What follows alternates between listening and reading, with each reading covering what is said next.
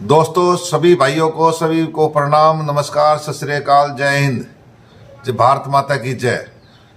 आप सच में भारत को स्वस्थ बनाना चाहते हैं, सभी बीमारियों से मुक्त करना चाहते हैं, तो माटी के बोल आज का कार्यक्रम अंबेडकर यूनिवर्सिटी दिल्ली में G20 का कार्यक्रम रखा गया है। और आज के इस चैनल सच का 7 ये आपको दिखाएगा। आज के मुख्य अतिथि श्री अंजनी करोड़ीवाल जी, जो चेयरमैन अमृत माटी इंडिया के जो चेयरमैन हैं, उनसे आपकी मुलाकात कराएगा और आपको इस चैनल को सच का 7 अंक वाला 7 को सब्सक्राइब करें और भारत बीमारियों से मुक्त होगा। अमृत माटी इंडिया, अखिल भारतीय प्रजापति कुंभकार संघ से मैं हूं सत्यवीर सिंह खेड़ा। नमस्कार, जय हिंद। इसको सब्सक्राइब करना ना भूले और ज्यादा से ज्यादा इस चैनल को सब्सक्राइब करें और इस वीडियो को पूरा देखें। धन्यवाद, थैंक यू। और जो डॉक्टर महेंद्र प्रजापति जिस बात को कह रहे थे कि तरह तरह की व्याधियां चुपके से हमारे अंतर्गत प्रवेश कर गई है, चुपके से नहीं, वो ताल ठोक कर हमारे सामने। और इसका कारण है कि हम अपनी मिट्टी से दूर होते जा रहे हैं। पिछले दिनों जिस महामारी से हम गुजरे हैं वो पिछले दरवाजे से नहीं आई, और उस महामारी से हमने निजात पाया इसलिए क्योंकि हम अपनी मिट्टी की ओर लौटे। आत्मनिर्भरता को हमने अपना अधिकार बनाया, और आत्मनिर्भरता हमें तब आएगी जब हम अपने समाज को, अपनी संस्कृति को, अपनी मिट्टी के महत्व को समझेंगे। इस अपने जो आत्म गौरव है, उस आत्म गौरव को समाज के सामने प्रस्तुत करेंगे।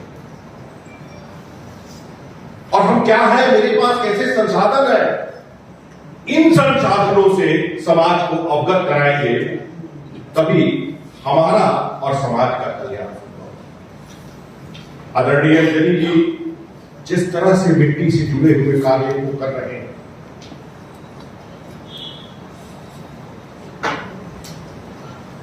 जिस तरह से मिट्टी से को भुला दिए गए बर्तनों की याद दिला रहे, और ये बर्तन केवल इस रूप में नहीं है कि माटी के बर्तन है, ये वैज्ञानिक रूप से कितने सचेत है केजरीवाल जी। इन अंजनी जी ने अपने आप को इसमें कितना डुबो दिया है, और कैसे चिकित्सक ये पद्धति के माध्यम से चीजों को हमारे सामने ला रहे हैं कि इन्होंने जो बर्तन बनाए हैं वो मनुष्य के लिए कितने आवश्यक है, उसमें जल पीने से किस तरह की व्याधियां दूर हो सकती हैं, और ऐसी व्याधियां जो सीधे सीधे ताल ठोककर हमारे घर में प्रवेश कर रही हैं। बहुत दिनों से मैं कोशिश कर रहा था कि आदरणीय अंजनी जी को मैं बुलाऊं, लेकिन उनकी अपनी व्यस्तता रहती है। इस व्यस्तता के बीच से जो उन्होंने अपना समय निकाला और इस विश्वविद्यालय में विद्यार्थियों के लिए जो अपना समय दिया, लोग अपनी मैरिज एनिवर्सरी बनाने के लिए पता नहीं क्या क्या करते हैं और सारे कार्यक्रम को रद्द कर देते हैं, और उस कार्यक्रम अपने मैरिज एनिवर्सरी को उस रूप में न मनाते हुए बेहतर विश्वविद्यालय के विद्यार्थियों के बीच में मनाने की बात सोची, और हमारे इस आमंत्रण को स्वीकार किया। इसके लिए हम उनके तहे दिल से आभारी हैं। मैं चाहता हूं कि आपके और अंजनी जी के बीच में कोई दीवार न बने। हमें अपनी संस्कृति को याद दिलाने के लिए, जिस राजस्थान की संस्कृति को याद दिलाने के लिए, भारतीय समाज और सभ्यता को याद दिलाने के लिए जिस तरह का माहौल उन्होंने बनाया है और जो पगड़ी मुझे पहनाई है, उसका मैं तहे दिल से उनके प्रति अपना आभार व्यक्त करता हूं। आदरणीय अजय जी।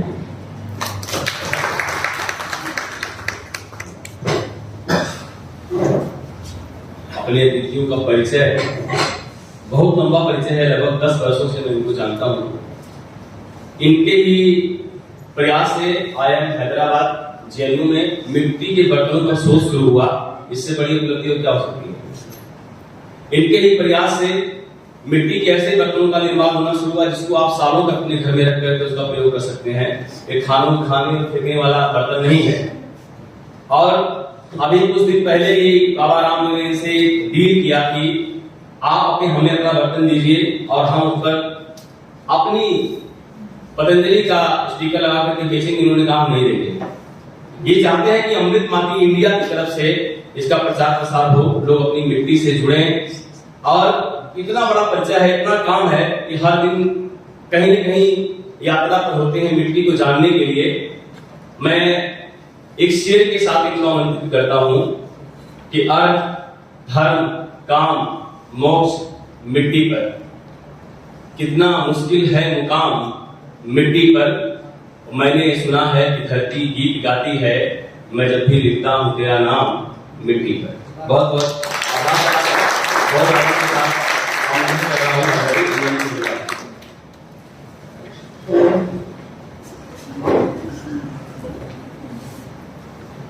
नमस्कार। नमस्कार। आदरणीय सर, मेरा आज का दिन मेरे जीवन में यादगार दिन है। गुरु, शिक्षक, उनका आशीर्वाद आज के दिन मुझे मिल रहा है तो मुझे लगता है कि शायद जीवन की हर चीज मुझे मिल चुकी है।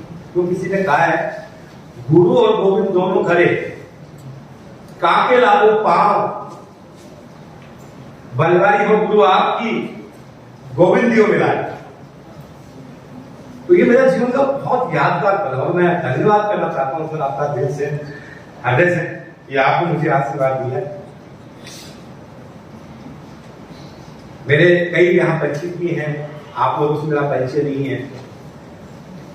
मेरा नाम अंजलि टोडेवाल है और मैं पिछले 15 सालों से मिट्टी के बर्तनों पे काम कर रहा हूं।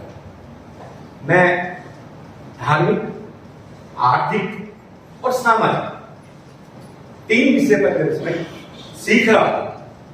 तो मैंने जो कुछ भी सीखा है वो मैंने प्रैक्टिकल करके सीखा है, क्योंकि इस मिट्टी की बर्तनों की बात करें या इस कला की बात करें या इस संस्कृति की बात करें, हमारे यहाँ पूरी दुनिया में कोई लिखित लाइब्रेरी, कोई लिखित इतिहास नहीं, कोई डेटाबेस नहीं। तो हमें लगा कि मानव संस्कृति का, मानव जीवन का जब से विकास हुआ, उस विकास की कड़ी में सबसे पहला जिनको साथी था तो वो था मिट्टी का। जब मानव ने सबसे पहले अपनी विकास यात्रा में अनाज उगाना सीखा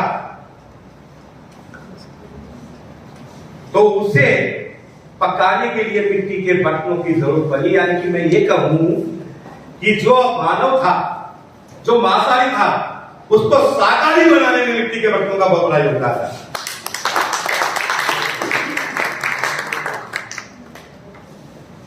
और ये संस्कृति आज भी 5000 साल, 6000 साल पुरानी चीजें निकल गया, मगर मानव के विकास के साथ साथ वर्तमान मिट्टी के हाशिए पे आए।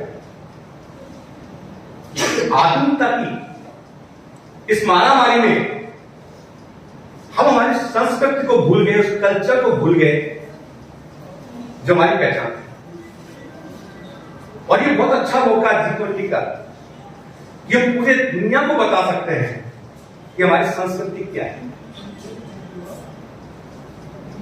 बात करते हैं, आज मिट्टी के बर्तन की बात करें तो थोड़ा बहुत बचा हुआ है, खाली इसलिए बचा हुआ है कि कहीं ना कहीं ये धर्म से जुड़ा हुआ है, अन्यथा वो कहीं बचा हुआ नहीं है।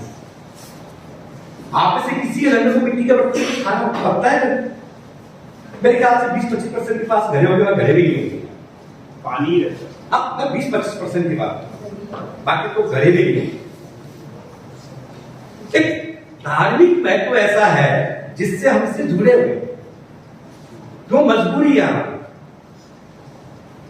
मगर हर बदलाव आ गया। कलश यात्रा चलती है तो सर पहले मिट्टी के बर्तन कलश का रूप हुआ करता था, मगर आजकल क्या चलता पीतल के बर्तन। मगर कहीं ना कहीं हमारी मजबूरी है। दीपक जलाना हमारी मजबूरी, दिवाली मनानी है। घर में कोई पूजा करना है, कोई शादी करनी है, कोई नया काम करना, तो कलश को मिला स्थापित करना ही करना मजबूरी है, वरना ये ना हो तो आप ये भी ना करें। मगर आप जब इसको देखेंगे, अब होली आ गई। अभी मुझे एक बच्ची मिली थी, हाँ सुनीता, संगीता, ये एक्चुअली पीएचडी कर रही है करियर के ऊपर।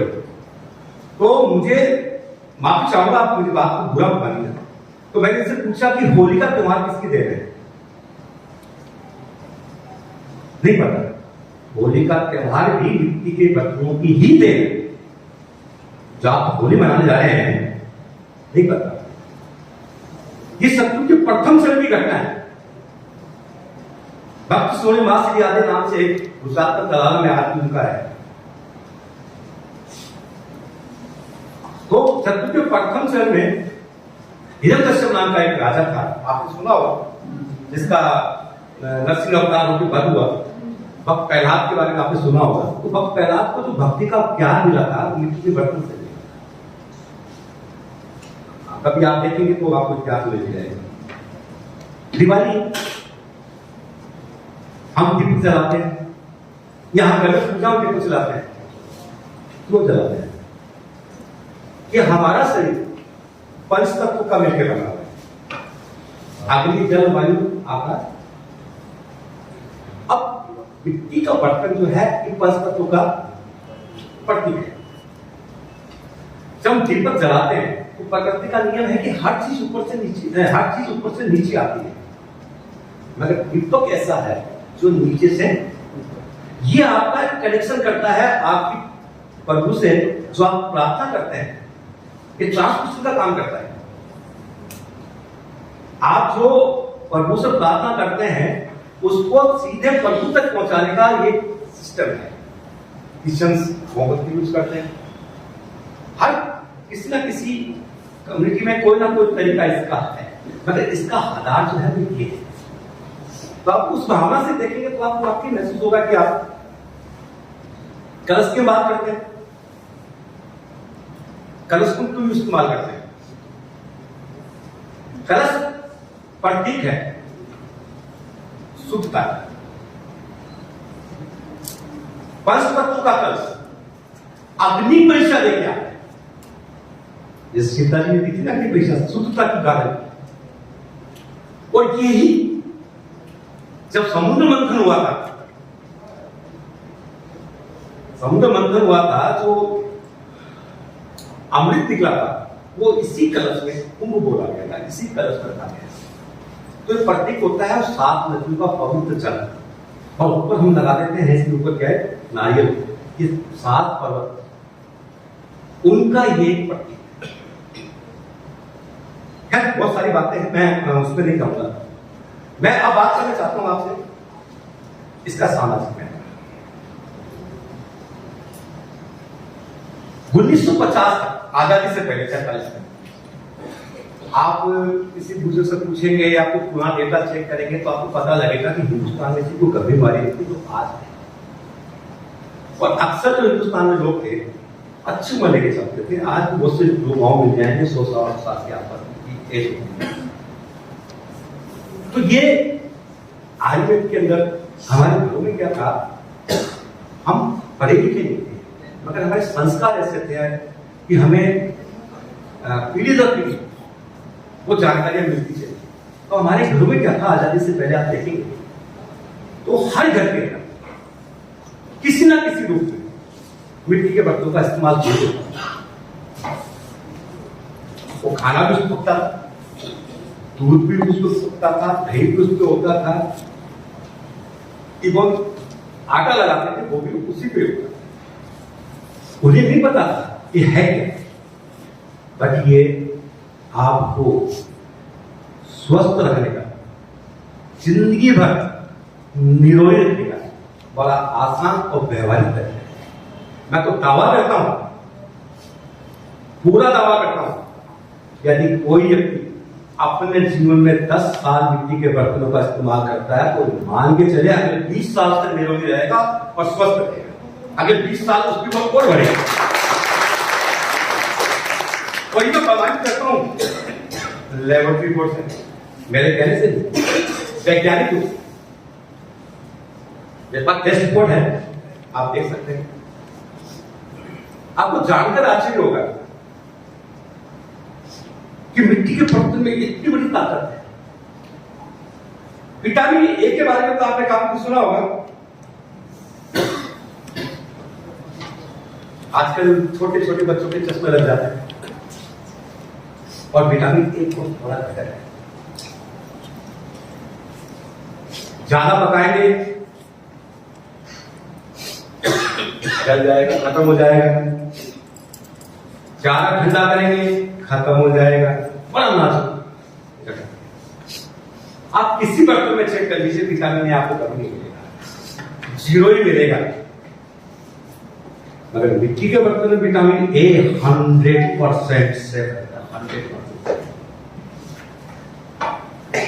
तो जिस बच्चे को बचपन से अगर विटामिन ए मिल रहा है तो क्या चश्मा लगेगा उसको?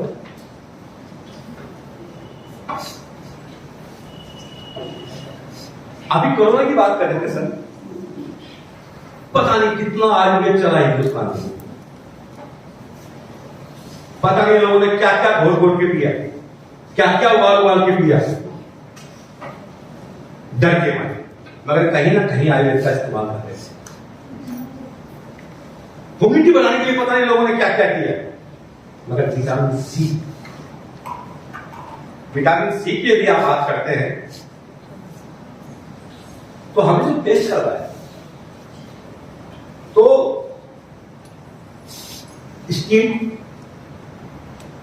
नॉन स्टिक एल्यूमिनियम को आप भूल जाइए। वो तो बिल्कुल, अगर किसी को हकीकत में कैंसर या डायबिटीज या ऐसी बीमारियां लेनी है तो उसको आराम से आप 2 साल खिला दीजिए, वो आपका खत्म हो जाएगा। उसके लिए आपको किसी को अगर मारना होगा आसान तरीका है, बड़ा आसान तरीका है। आपको दुश्मन हो ना, उसको बेचारे को 1 साल से लगातार डायबिटीज खिला रहे हैं। एक नॉन स्टिक ले आए आपको कैंसर को पता है। विटामिन सी स्टील पीतल तांबा इनमें आया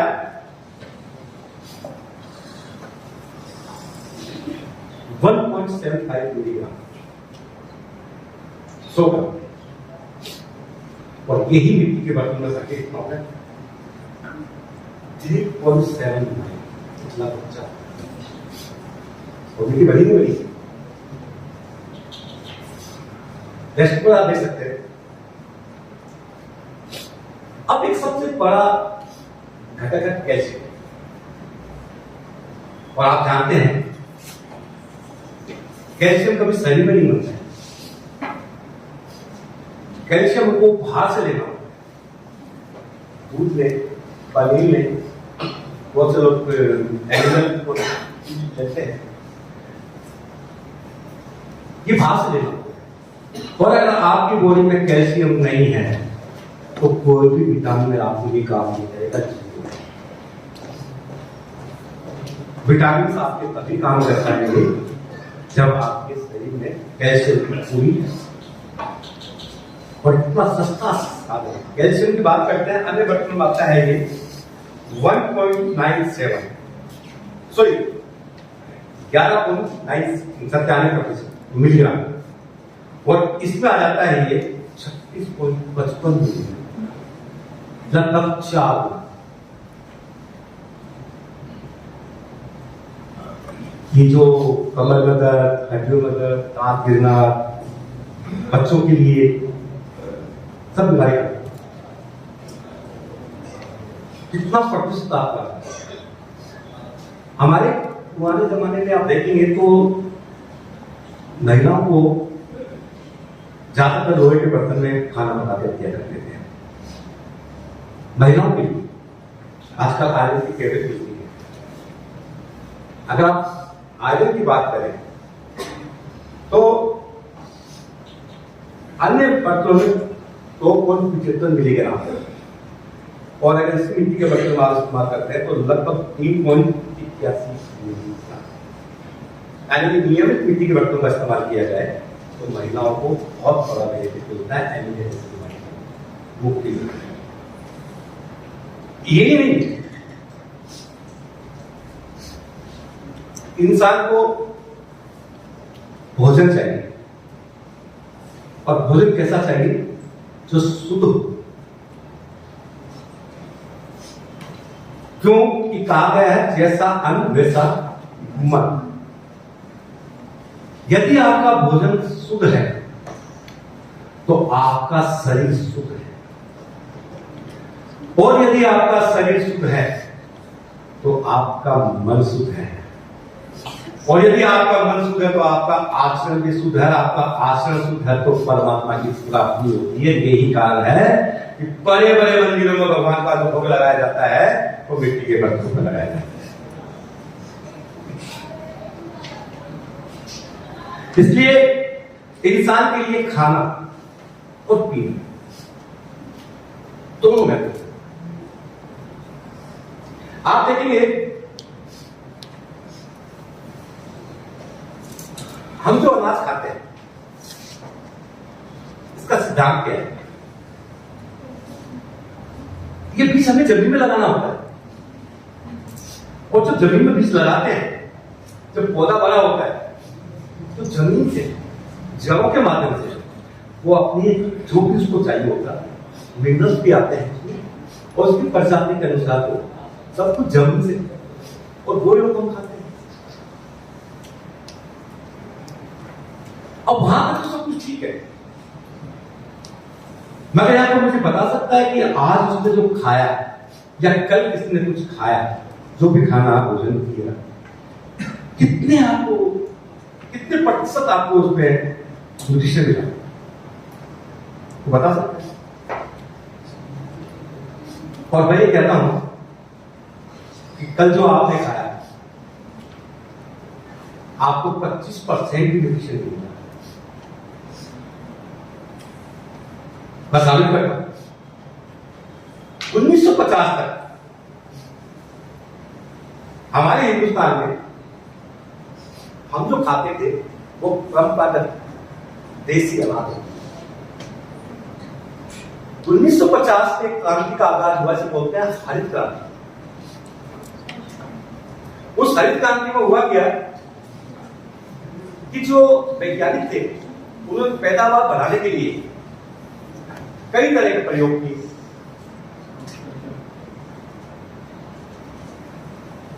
जिसको बोला जाता है हाइब्रिड। ये हाइब्रिड था क्या?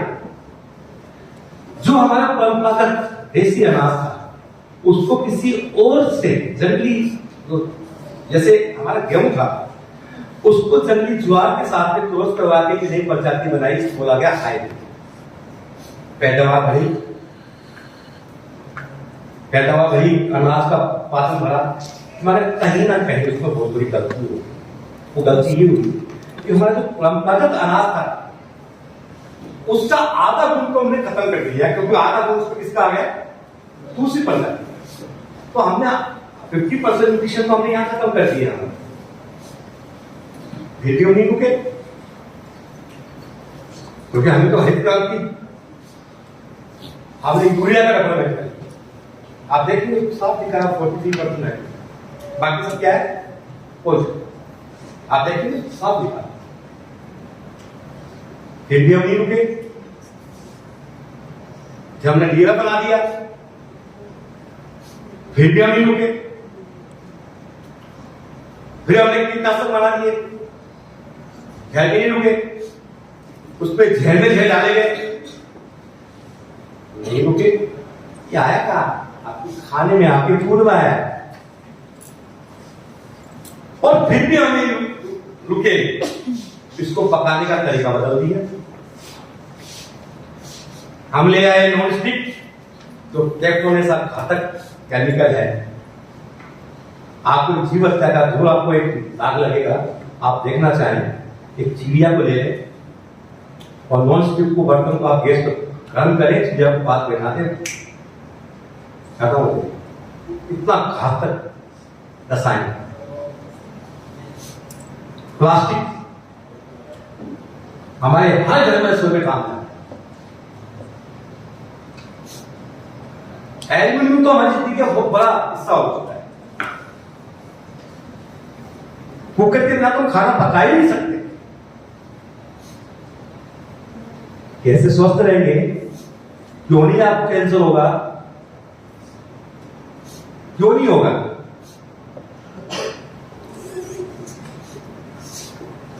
मगर इस जहर को आप सब्जियां ले, बहुत से लोग आजकल थोड़ा सा आगे हैं, बदल दिया है उन्होंने। आजकल वो हाइब्रिड ना खाकर, पंजाब हिंदुस्तान का इतना बड़ा कुछ कृषि उत्पादक राज्य है, पंजाब से दिखाने की ट्रेन चलती है, उसका असली नाम कुछ और है, मगर उसको बोला जाता है कैंसर ट्रेन। उस ट्रेन का नाम कैंसर ट्रेन, और उस ट्रेन के अंदर लगभग 80% लोग कैंसर के मरीज। और गुजरात वाले किसान कितने समझदार हैं, खुद तो जहर डाल रहे हैं और आप दूसरे स्टेट से ऑर्गेनिक मंगा के खा रहे हैं।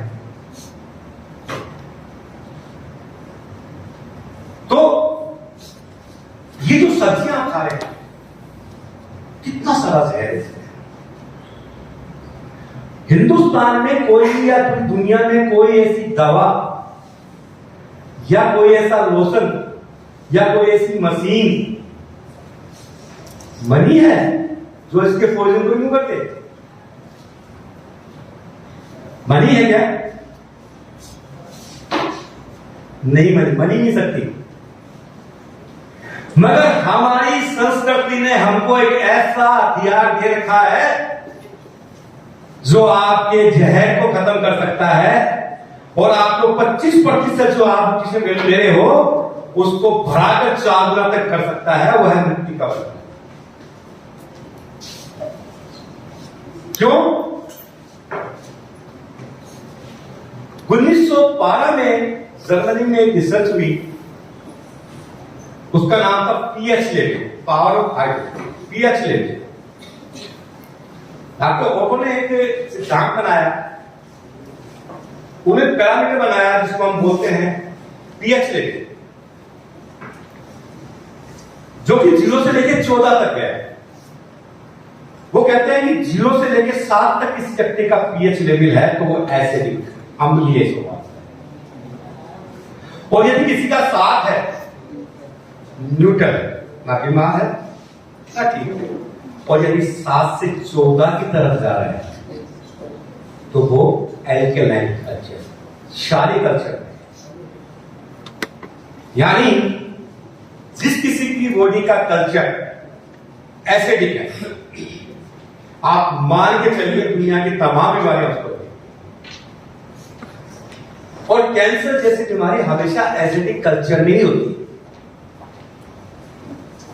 और किसी का यदि पीएच लेवल 7 है तो न्यूट्रल है, और यदि किसी का पीएच लेवल 7.1 से ऊपर जा रहा है और एल्केलाइन फॉर्मेट हो रही है, जीवन में कभी उसको गंभीर बीमारी नहीं।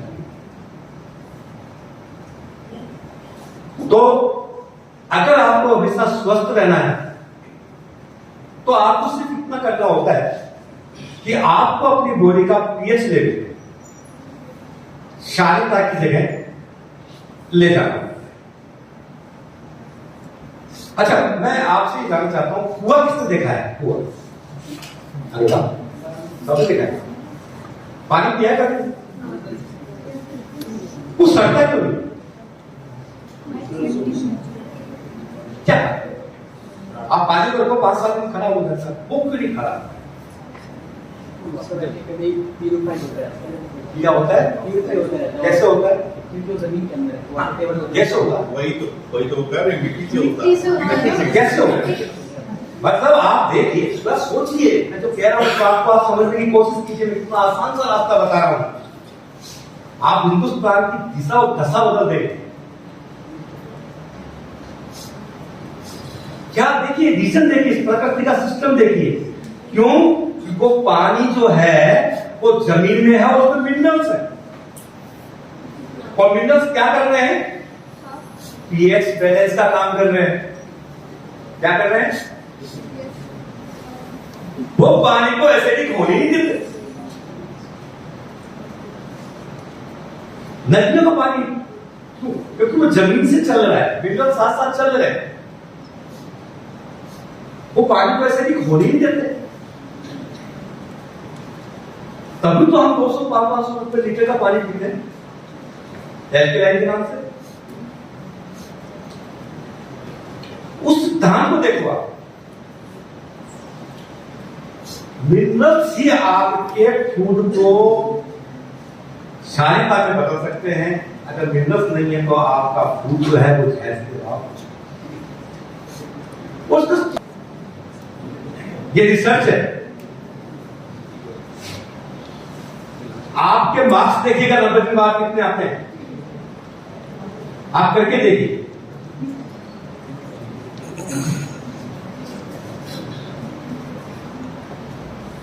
देखिए, मैं आपको एक बात जरूर कहना चाहूंगा। हम बात करते हैं हिंदुस्तान की तरक्की की बात करते हैं, G20 की हम बात करते हैं, एक पृथ्वी, एक परिवार, सबका विकास।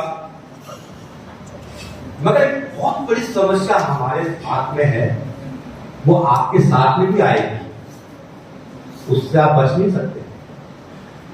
यदि आज आप नहीं जागे तो भविष्य में 5-10 साल बाद में आपके बच्चों के साथ में दिक्कत आएगी। वो समस्या आपके साथ में आएगी, और वो है कुपोषण। आज हिंदुस्तान में 47% बच्चे कुपोषित हैं, और इतनी महिला बच्चियां एनीमिक हैं।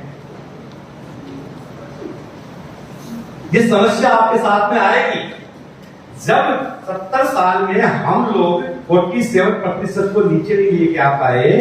अगले 20 साल में दोस्तों क्या होगा? कहां से आपको स्पोर्ट्समैन मिलेंगे? कहां से आपको सैनिक मिलेंगे? कहां से आपको पुलिस के जवान मिलेंगे? कहां से टैलेंट आएगा? कहां से आप तरक्की करेंगे? मगर हम आंख बीच के बैठे, क्योंकि हमें पता है कि हमारे साथ नहीं होते, मगर ये होगा हमारे साथ। क्या कारण है ऐसा? ये कुपोषित क्यों हो रहे हैं बच्चे? ये महिलाएं बच्चियां एनीमिक क्यों हो रही हैं? खाना सभी खाते हैं, सभी खाना खाते हैं ना, फिर क्यों हो रहा है? सरकार ने बनाने की कितनी सारी योजना चला रही है। अगर आप बात करें भारत सरकार की योजनाओं की,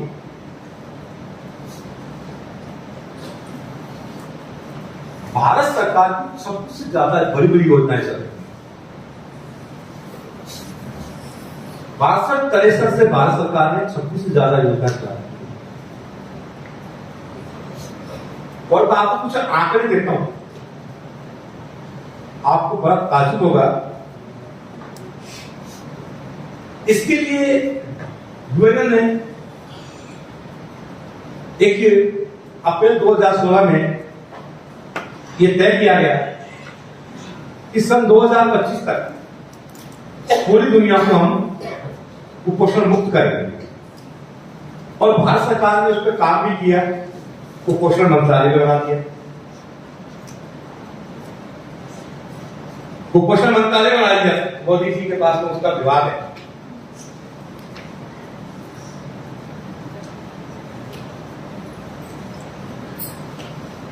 आंकड़े देखे हैं उसके बावजूद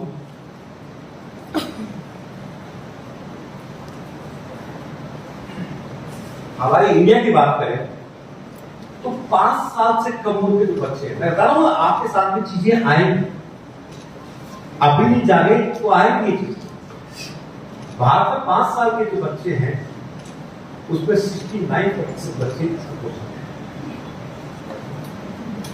इसमें कोई गरीब अमीर का फासला सभी भी। कुपोषण भी 2 तरह का होता है।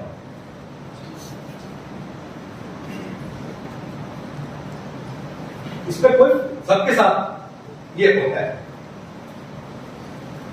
वो करते हैं। और शोध करने के बाद में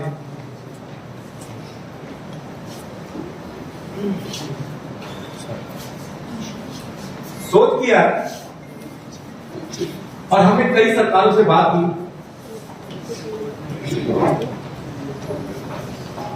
और हमने साबित किया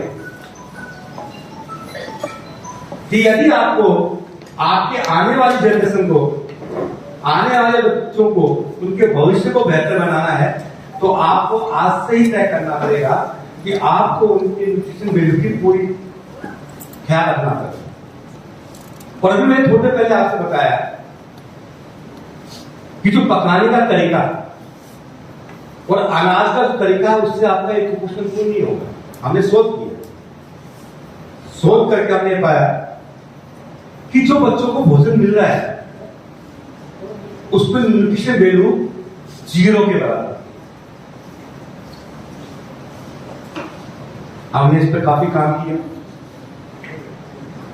भारत सरकार से हमने मिले, आपकी दिल्ली में ही महिला बाल विकास मंत्रालय है, उन्होंने कहा कि हम आपकी इस रिसर्च को मानते हैं मगर हम इसको फर्दर स्टडीज के लिए ऑल इंडिया मेडिकल काउंसिल को हम रेफर करते हैं। हम वहां गए मगर प्रयास किए तो हमारा जोधपुर के अंदर आयुर्वेदिक यूनिवर्सिटी है, वहां इसका क्लिनिकल ट्रायल चालू हो गया है और अगले 6 महीने के अंदर ये दुनिया में एक चीज साबित हो जाएगी कि यदि आपको कुपोषण मुक्त होना है तो इसका सबसे आसान, व्यावहारिक और सस्ता तरीका है रोटी का।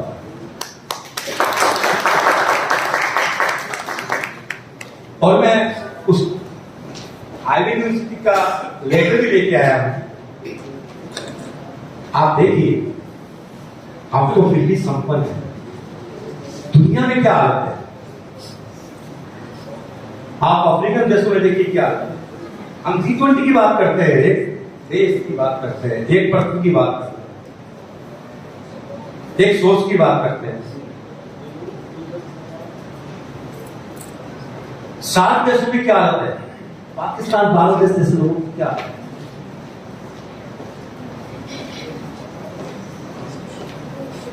तो आपको समझ में आ रही बात मेरी, मजा आ रहा आपको, आप वेट नहीं कर पा रहे। मैं भी कथा नहीं बता रहा हूं सत्तान भगवान की। चलिए अब आते हैं आर्थिक महत्व, मिट्टी के बर्तनों पर। आप लोग स्टडी करते हैं, आपको आगे जाकर बहुत बड़ा बिजनेस आइडिया बनती। हमने प्रयास किए, हमने एक एल्किनाइड वाटर से बनाया जो 2 लाख रुपए की मशीन आती है।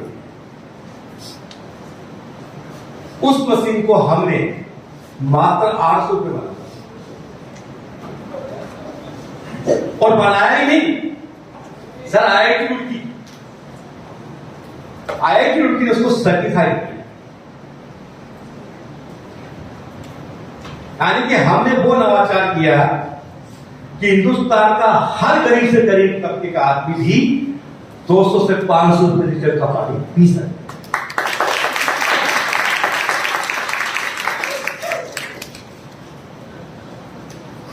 तो इसके अलावा आप देखेंगे फूड इंडस्ट्री में बहुत बड़ा स्कोप है। मैं आज से करीबन 8 साल पहले दिल्ली आया हुआ था। मेरा एक छोटा सा कार्यक्रम था, वहां मुझसे एक आदमी मिले। उन्होंने कहा कि सर मैं कुक हूं और मैं कुछ करना चाहता हूं। मैंने आप किस चीज के कुक हैं? कि सर हमारे दिल्ली में लोग बिरयानी बड़ा पसंद करते हैं। तो मैंने कहा आप हांडी बिरयानी स्टार्ट कीजिएगा। कि सर वो तो सभी बनाते हैं। मैंने कहा मैं आपको आपकी बिरयानी का टेस्ट करवा के रिपोर्ट दूंगा कि आपकी बिरयानी क्यों ली जाए। और वो हुआ। आज उनका 400 करोड़ रुपए का अवसर था।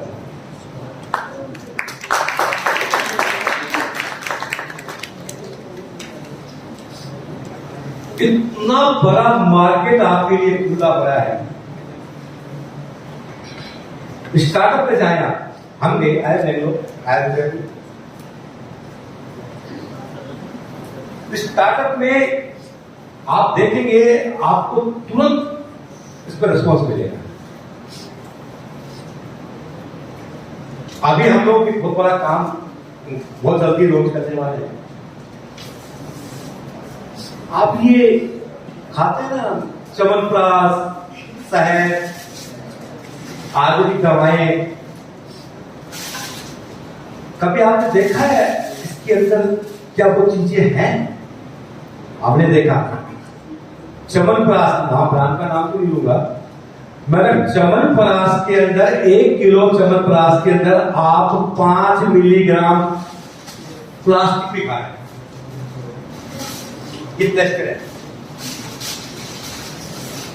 यानी कि च्यवनप्राश के गुण को कम कर ही रहे हैं, साथ ही साथ आप प्लास्टिक भी खा रहे हैं।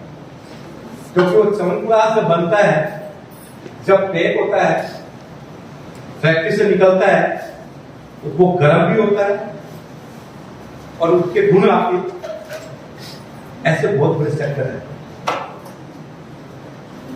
जहां पैकिंग में भी आप इसका नवाचार कर सकते हैं। तो मेरा कहने का मतलब यही है कि किसी के पास में जो भी आप में से चाहे, इसके किसी प्रकार का कोई भी काम करना चाहे, कोई आइडिया हो या आइडिया उसको चाहिए, तो हम सदैव उनके लिए तैयार हैं। आप इस क्षेत्र में आना चाहें, इसमें काम करना चाहें, किसी प्रकार काम करना चाहें, हम सदैव आपके साथ हैं। मैं फिर आपसे एक बात कहना चाहूंगा, आपके पास में 2 तरीके हैं। सुखी और स्वस्थ जीवन जीना है या आपको बीमार दुखी जीवन जीना है, तय आपने करना है। दुनिया में फोकट में कुछ नहीं मिलता है। आपको बीमारियां चाहिए तो आपको बहुत कुछ खाना पड़ता है पैसा खर्च करके। फोकट में कुछ नहीं मिलता। फोकट में तो सिर्फ आपकी अच्छी बातें मिल सकती है। दूध वाला आपके घर आता है, सब्जी वाला आपके घर आता है, शराब वाला आपके घर नहीं आता है। आता है क्या? शराब वाले के पास हमें जाना होता है। अच्छी चीजें आपके पास चल के आती है। इसलिए मैं आपसे कहूंगा कि यदि आप अपने बच्चों को स्वस्थ और अच्छा देखना चाहते हैं, आप अपने घर के बुजुर्ग लोगों को स्वस्थ और अच्छा देखना चाहते हैं, आप खुद स्वस्थ और अपने पैसे को बचाना चाहते हैं, तो आप किसी ना किसी रूप से मिट्टी के बर्तनों का इस्तेमाल जरूर करें। और खास करके ये बोतल का पानी ना, सिर्फ 100 रुपए का घड़ा ले आए, उस घड़े में आप पानी डालें और 5 से 6 घंटे बाद उस पानी को चेक करेंगे, पीएच लेवल आप चेक करेंगे तो आपको 8 के आसपास 7.5 8 रुपए। यदि आपने लगातार दिन में उस घड़े को पानी को 3 लीटर के आसपास पी लिया, तो आप ये मान के चलना कि आपने अपने शरीर में जितना भी एसिड लिखा है उसको रिमूव करने का काम चालू कर दिया।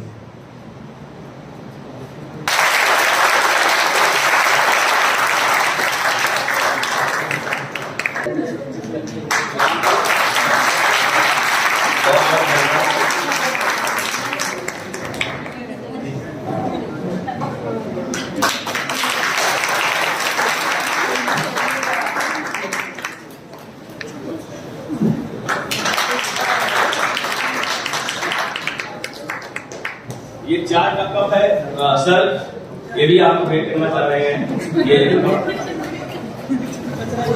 आपका ये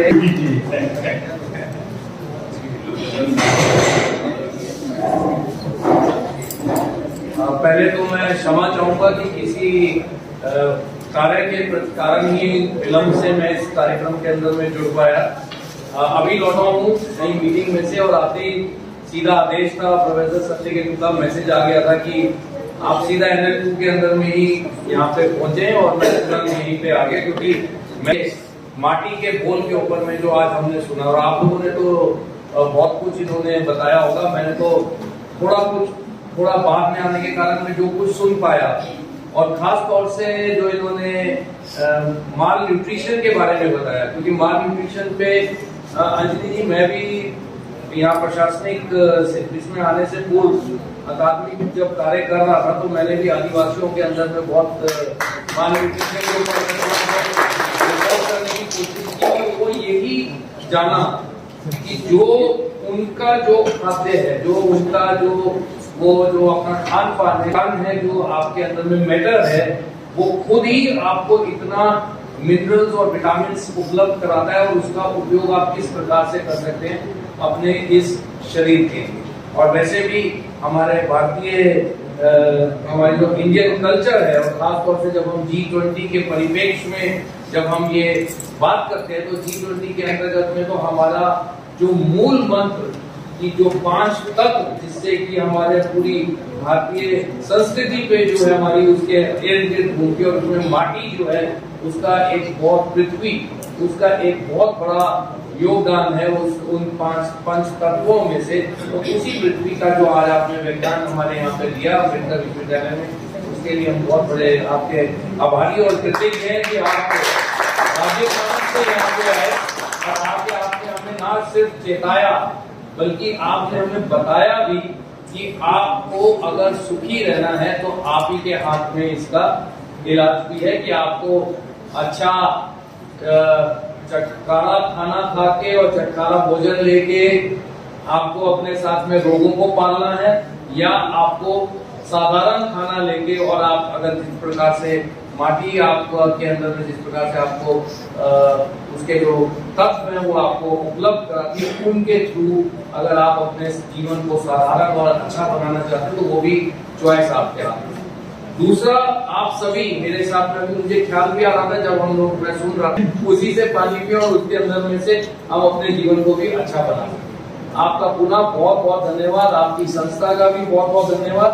और हम लोग चाहेंगे कि हमारे यहाँ पे कुछ छात्र आपकी संस्था से जुड़े और जो आप ये कार्य कर रहे हैं खासतौर से रिसर्च के कार्य में हमारी विश्वविद्यालय की तरफ से जो भी आपको अगर कुछ सहायता हम कर सके उसके लिए हम हमेशा तैयार रहेंगे।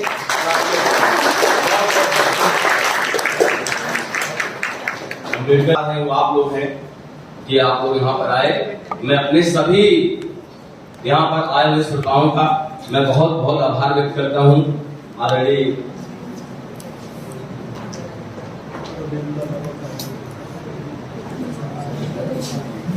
और आदरणीय कुलपति महोदया के निर्देशन में ही हम लोग सारा कार्यक्रम करते हैं।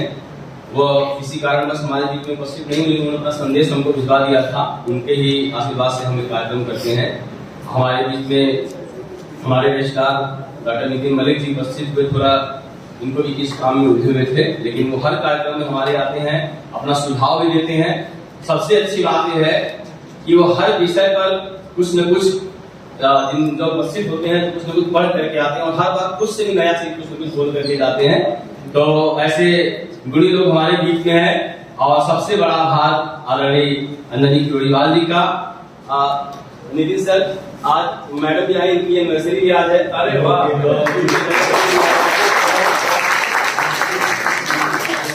मैं आप सभी लोगों का बहुत बहुत आभार व्यक्त करता हूँ। आप सभी लोग चाय पर आमंत्रित हैं। बहुत बहुत धन्यवाद। उनको निकाल के पोर्टल लटका दे और एक काम है आप उनको फॉलो कर ले, या फिर दूसरा ये है कि उस क्षेत्र में चले जाए इसके बारे में हमें जानकारी दीजिए।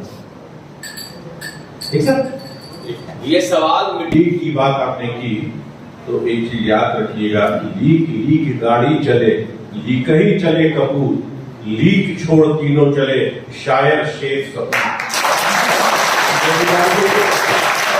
देश के वही कपूर है जो ये लीक को छोड़कर चल रहे हैं और एक इतिहास में।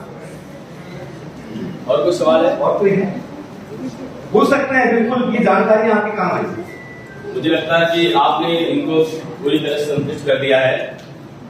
मैं पिछले 10 साल से नंदी कोटेवाल जी को जानता हूँ। हर दिन कुछ न कुछ वो हमारे जीवन में भी जोड़ते हैं और अपने जीवन में भी। जल्दी भेज देंगे तो फिर सामने कुछ गया नहीं। कौन सी मिट्टी यूज करते हैं? मतलब आज की मिट्टी तो शुद्ध नहीं है ना। देखिए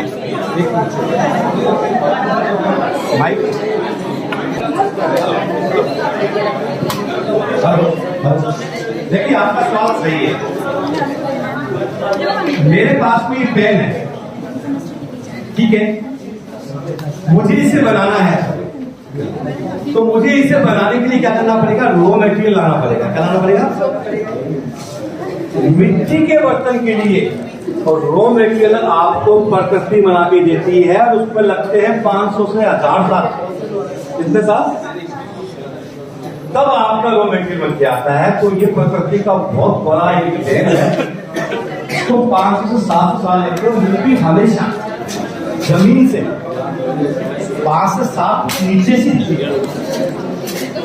और उसके लिए उसका मिट्टी को चेक किया जा सकता है, बोलते हैं पीएच लेवल चेक। ठीक है,